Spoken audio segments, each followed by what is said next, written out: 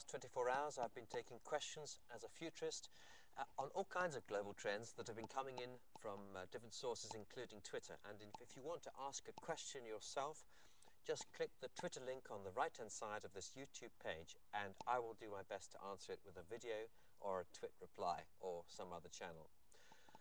The question today is this: what will the future of newspapers be in an online world? Now, many people have been very worried about this who are in that traditional print business, but it's not just newspapers. We're talking about magazines as well. And we're living in a very interesting time. On the one hand, we're seeing through the global downturn of 2009 the death of a number of big newspaper groups. And local newspapers have been having a very tough time because of the lack of advertising revenue. But on the other hand, when you look outside of developed nations and developed markets into places like India, we're seeing phenomenal growth. How can this be? Well, it's very simple. In a country like India, we're seeing the number of people who are so-called middle class growing very rapidly. In fact, there are 600 million people, you could say, in that category. 600 million, yes, in India now, compared to, say, maybe only 50 million 20 years ago, and growing by around 100 million every year. Now, you multiply that up across other parts of Southeast Asia, and we're dealing with a lot of communities that are well educated, wanting to be well informed, and for whom print media is the traditional way in which they'll go. Now, I know that's going to change, but I'm saying it's the fact at the moment. And at the moment, you see, there are over 5,500 different newspaper titles in India alone. And new channels, new print channels, traditional print titles being delivered almost every day. Now, that process of growth of print media in India is going to continue for quite some time. Yes, of course, the online readerships are also going to grow, but it's not going to stop this revolution, this massive growth of hunger for print. And print does have advantages. There is no way that you can read a big edition of the Financial Times and grasp all of that information if you're trying to do it online. That information could be compressed. If it was all printed and bound, you'd compress it into the size of a small paperback book. But in that big broadsheet, trying to condense all that information out and put it on small screens, especially on small mobile devices, it's a complete waste of time. Someone has got to make a big selection, and that will be the person designing the web pages.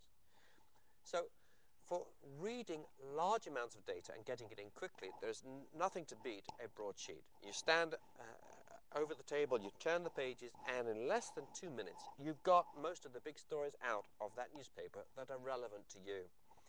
And to do that online, as I say, you're going to miss a lot of it. So paper does have a big mechanical advantage, and it's something to do with bandwidth. The fact that your eyes process 3 terabits of data every single second, but the screen in front of you may only have 1024 by 768 different individual pixels of light coming at your eyes. That's ridiculous. That's only a 1 megabit frame for eyes that process 3,000 billion pieces of information every second. As I lift my eyes from the screen and I look around this beautiful garden, I look at the buildings around me, I'm presented with a rich kaleidoscope visually, which is firing lots of data into my brain. A newspaper can do that. A high quality, large pages, high resolution color magazine does it much more effectively than a screen. Now, you can go on enlarging the screen if you like. You could have a screen that's perhaps a meter wide by a meter high, but that's a very inconvenient thing to carry when you're wanting to read something. So we need to understand, therefore, that there are biological reasons why newsprint works. Against that, of course, there is the huge convenience of the online news channel. The easy digest, the integration of multimedia, the fact that we can do it as well as while we're doing other things.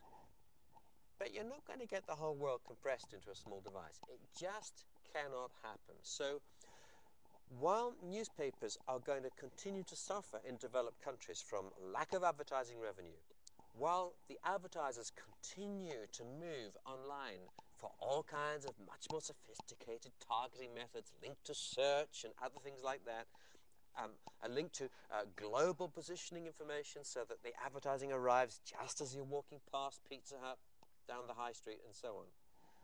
Nevertheless, there will continue to be a demand for traditional print media. And as regards to the sales of newsprint, the actual paper on which these newspapers are printed, you can see that demand for it may be much more robust than you might imagine because of the growth in emerging economies, which will offset some of the decline which we will see in developed nations. Now, there's another factor with magazines. Magazines is all about niche markets, it's about lifestyle, it's about branding. When you walk into someone's home, you might see the color magazines on their coffee table. That person is communicating perhaps something about themselves. Those color magazines have an aesthetic value. There is something about them when you pick them up, when you touch them, when you hold them. And as I say, when you turn the pages, there is something there of quality which you cannot get in quite the same way in the online world. It's just not quite the same. And magazines have had a tremendous run over the years from 2000 to 2008. Of course, the economic downturn has made them suffer, but the number of titles has increased dramatically in developed economies. That's because publishers have got cleverer at targeting particular groups of people, groups who love fishing, or groups that like flying small planes, or groups that like growing their own vegetables at home. And every one of these specialist groups becomes a new niche market and a new target for new magazines. And advertisers love magazines because of the same factor. They don't like this broad brush advertising approach where they go on TV for general audiences, which can probably block those ads anyway by recording the program onto a hard disk and then skipping. They like being able to know who the readers are of these ads. And it helps them to feel that they can design adverts more effectively, and that they then expect much greater response rates. So newspapers, yes, they do have a future, a surprisingly healthy future, even though we will have fewer of them in developed nations. And those that remain will have a far tougher challenge in terms of reducing their costs and continuing to produce excellence in terms of news gathering.